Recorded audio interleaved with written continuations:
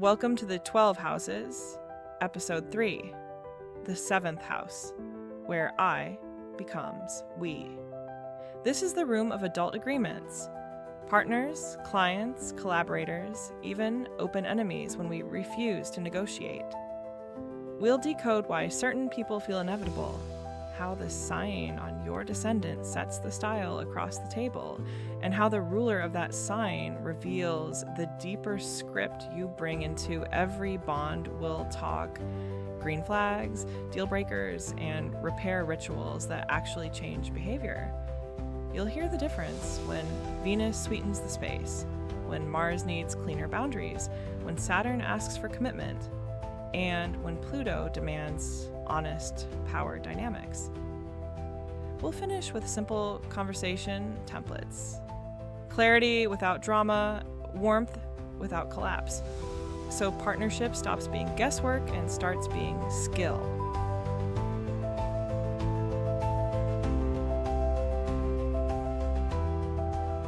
Start with the door sign, the descendant, the sign on the cusp of your 7th house. Your rising sign says, "Here's how I begin." Your descendant says, "Here's the kind of other I magnetize, admire, argue with, and learn from." It describes the flavor of partnership that challenges and completes you, and the traits you tend to outsource until you're ready to carry them yourself.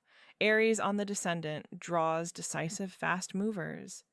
You'll keep meeting initiative, sometimes as leadership you crave, sometimes as pushiness you resent, until you integrate your own clean yes, no Taurus on the descendant pulls steady builders. You'll meet reliability and stubbornness, patience and inertia, and you'll learn what worth it means. In real time, Gemini there brings cleverness, variety, and the need to talk. The shadow is diffused attention and double messages. The lesson is choosing a communication lane. You can both stay in Cancer there, invites care and sensitivity. You'll meet protectors and mood weather. The work is creating safety without turning the relationship into a bunker. Leo there wants heart on sleeve and warm visibility. Partners may be generous and dramatic. Your homework is to praise sincerely and share the stage without losing yourself. Virgo there seeks service, refinement, and competence. You'll meet helpfulness and critique. The medicine is kind standards and affection that isn't a performance review. Libra there longs for reciprocity and grace. You'll meet charm and decision avoidance.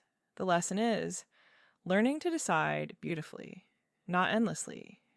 Negotiate, Scorpio there calls depth, privacy, honesty.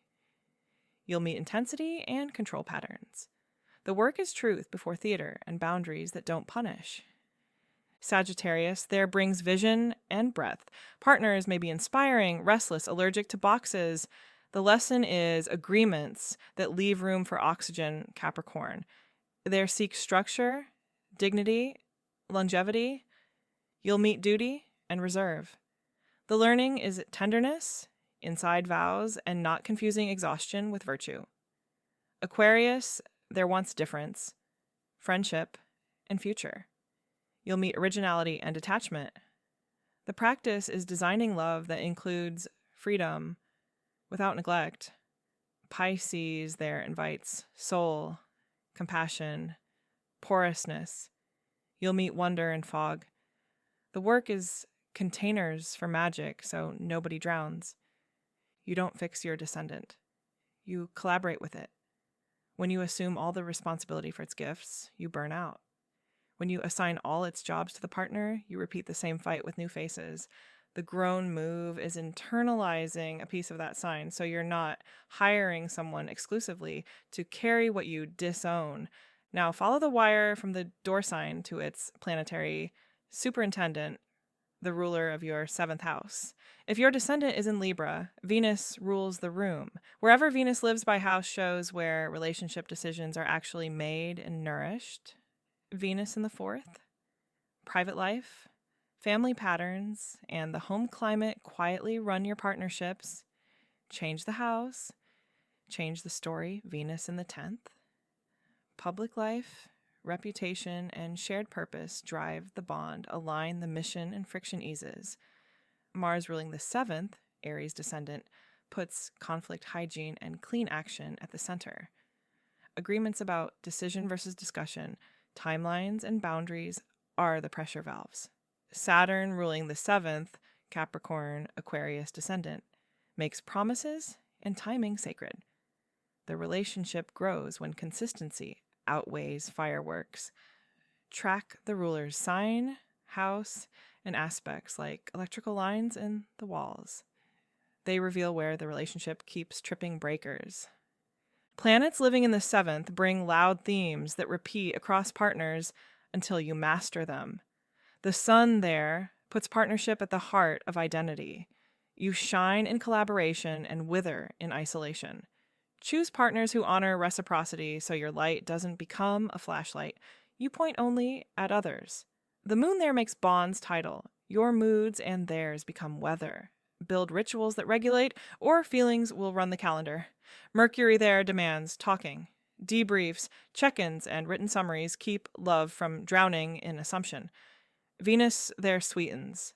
Affection, aesthetics, and fairness matter. Beware, peacemaking that avoids truth. Mars there turns partnership into a dojo. Conflict can be passion or a habit. Learn to fight, clean and early. Jupiter there expands. Partners open the world.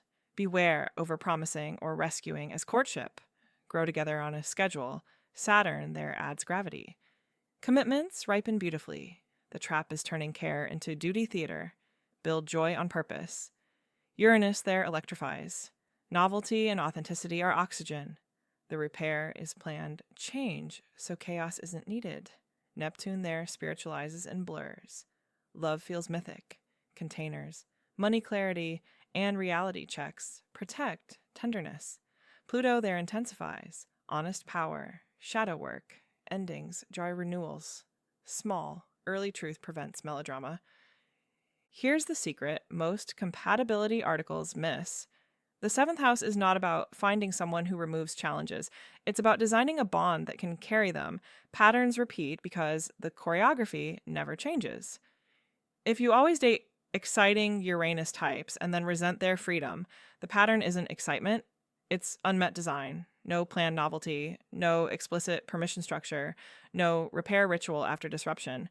If you always attract Saturn partners and call it cold, the pattern might be your fear of asking for warmth, so you accept stoicism and then try to earn tenderness with competence. If Neptune keeps bringing fog and fairy tale, the pattern may be your reluctance to ask concrete questions early. So clarity only arrives after disillusionment. The fix is earlier, smaller, kinder. Let's translate that into choreography you can use tomorrow. First, scope. At the top of any significant talk, ask, are we deciding or discussing? If deciding, who owns the call and by when? If discussing, are we airing feelings, exploring options, or shaping a next step? Mixed modes breed resentment. One person thinks they agreed, the other thinks they brainstormed. One sentence prevents a week of sulking. Second, safety. What helps each body stay kind when it's hot? Some need motion, walk and talk. Some need a soft voice, yelling shuts the door. Some need a timeout with a guaranteed return. Let's pause for 20 minutes and reconvene at 4:30. Write these down when you like each other so you can reach for them when you don't. Third, repair. Define it. When we miss, I want an acknowledgement, a brief summary of what went wrong, and a single specific change we'll try next time. Or, I need touch and a quiet sentence. Or, I need you to name one thing you appreciated, then one thing you need. Repair isn't groveling. It's the signature that your bond leaves on conflict. Fourth, boundaries. Early and warm beats late and sharp every time. Practice tiny no's that protect big yeses. I can do an hour. I'm not available this weekend. Let's split the check today. I need a phone-free hour at 9 p.m. Boundaries keep Venus sweet and Mars from becoming theater. Fifth, agreements. The seventh house loves contracts because they lower anxiety. In romance, shared calendar rhythm, date night cadence, alone time cadence, money transparency, thresholds for spending without consult, fun funds, savings automation, conflict rules, no name calling, pause, return time, never threaten the bond in a fight, labor equity, who owns which chores, rotate quarterly, sex and intimacy, check-ins, consent culture, keeping novelty alive without pressure. In business partnerships, decision rights by domain, tie-break rules, equity and vesting, compensation and scope, conflict resolution path, exit terms. Good agreements are love letters to future you. Now weave in the axis that stabilizes this room, 1 and 7, me and we. The seventh house can't be healthy if the first house is collapsed. When you abandon your stance, you'll either submit and resent or control and perform. Paradoxically, the bravest seventh house move is a clearer first house posture. Know what you value, say your real preferences, own your half of the room. In practice, that's here's what I want, here's what I can flex, here's what I can't, spoken calmly before urgency. When your eye is honest, we stops being a negotiation cosplay and starts being design. And family patterns echo here through the 4th and 10th houses too. What you saw modeled as normal partnership becomes your default script. If your 4th said love equals sacrifice, you'll volunteer for martyrdom. If your 10th said reputation above feeling, you'll litigate optics instead of tenderness. The repair is tiny subversions of the old script. If you learn to keep the peace at any cost, practice truth in one sentence. Sooner, I feel tight around this plan. Can we change X? If you learn that conflict means rupture, practice pausing and returning with proof until your body trusts repair. Let's ground this with portraits that sound like real lives. Ava has Libra rising and Aries on the Descendant, Mars ruling her 7th from the 6th. She kept attracting bold partners and outsourcing decisions, then resenting bossy energy. The loop broke when she moved one Mars job in-house. She began asking decision or discussion at the start of charge talks and claiming a decision domain at work. She also added a weekly couples sprint, 20 minutes on Friday to clear cluttered logistics. Partners didn't stop being decisive. The relationship stopped training them to decide for both of them. Luis has Scorpio on the Descendant, Pluto in the 7th, and Venus ruling his 10th sitting in the 8th. He kept entering all-consuming, secret-heavy romances that felt fated and then blew up. The turn came when he made honesty, small and early, naming money reality by month 2, saying, I'm not available to be investigated or adored. Let's be seen. And defining privacy versus secrecy on paper. He learned to leave when mystery was actually evasion. He didn't become less deep. He became less addicted to rescue. Mina has Pisces on the Descendant, Neptune in the 7th squaring Mercury. She married a poet and felt invisible under fog. They wrote containers together, a monthly money date with receipts, a rule that big decisions only happen after a night of sleep, and a no promising while high on inspiration clause. She started asking concrete questions sooner. He kept his magic. She kept her life. We should talk about the unglamorous part, open enemies. The 7th governs adversaries you can name. The opposing counsel, the competitor across town, the colleague who keeps undermining you. This isn't paranoia. It's where you learn to engage difference directly and sanely. The move is boundaries and documentation, not vendettas in this room. You master clean confrontation. Here's the behavior. Here's the impact. Here's the correction I'm asking for. Here's the timeline. You escalate in steps, not leaps. You protect your peace instead of outsourcing your power to a fight you can't win. There's also the question of attraction. We often fall for 7th house traits because they carry vitamins we need. If you chronically seek humorists, perhaps your chart is starving for air. Right play into the weak. so you don't require a comedian as a lifeline. If you chase protectors, strengthen your fourth and second houses so safety isn't outsourced to someone else's wallet or spine. If you always want inspiration, feed your ninth, read and roam so wonder returns without needing a muse to drag you. When you nourish your own chart, chemistry stops being dependency in costume. Transits through the seventh feel like weather in the 2-chair room. Jupiter brings collaborators, proposals, clients, teachers. Say yes more often, but in one lane and on a schedule, guard against scope creep dressed as romance or opportunity. Saturn brings seriousness and pruning. Relationships clarify. Some deepen, some end. It's not punishment. It's structure. Put vows in writing. Put routines on calendars. Learn repair as craft. Uranus brings surprise, breakups and breakthroughs. Unconventional bonds. Freedom demands. Update the rules on purpose. Design novelty so you don't need revolt. Neptune brings enchantment and blur. Lower contrast, double clarity, money, timing, exclusivity, consent, creative credit. Keep wonder, but get receipts. Pluto brings depth work, power dynamics, old contracts, endings that make room for honest beginnings. Tell small truth early. Choose transformation without theater. Get support if the basement floods. None of this requires you to know exact degrees to use the flavor wisely. Your body will tell you what season you're in. Let's be practical and kind. A weekly 7th house ritual can change years of pattern faster than one grand declaration.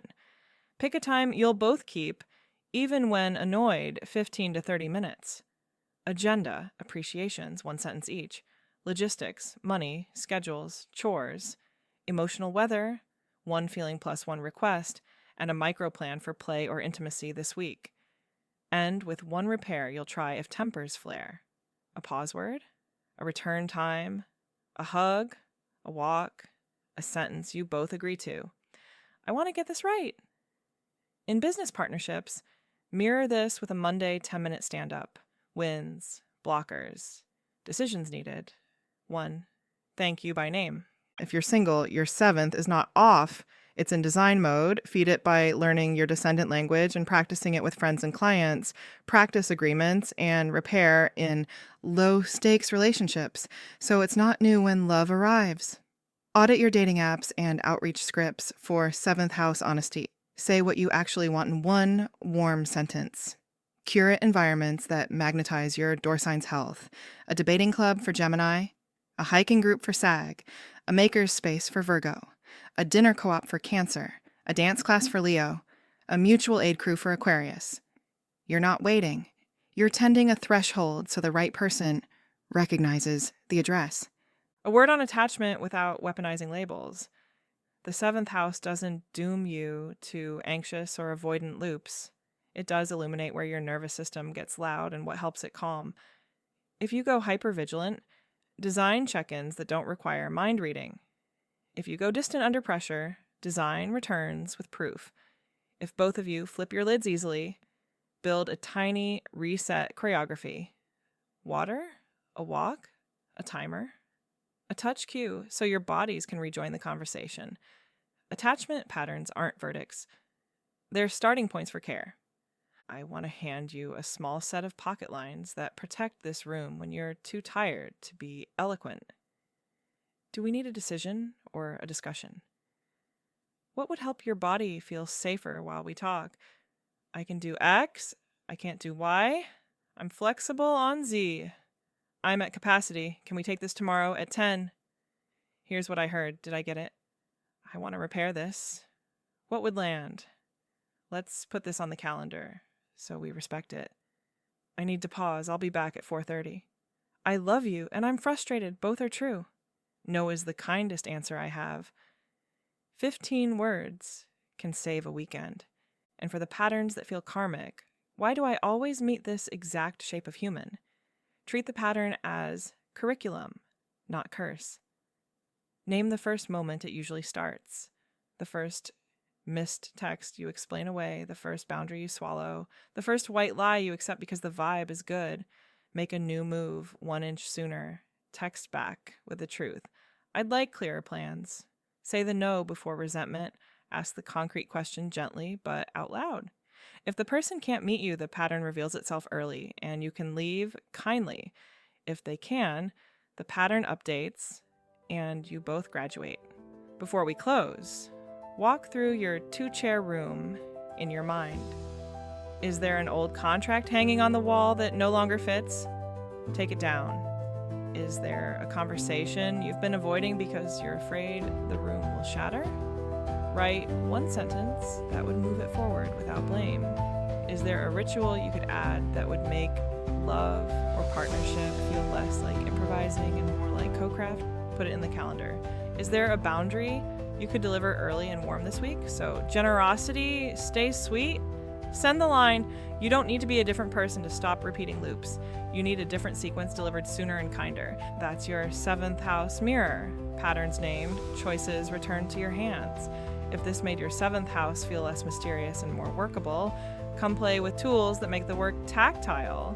Visit mysticbolt.com and try the free apps that pair beautifully with partnership design.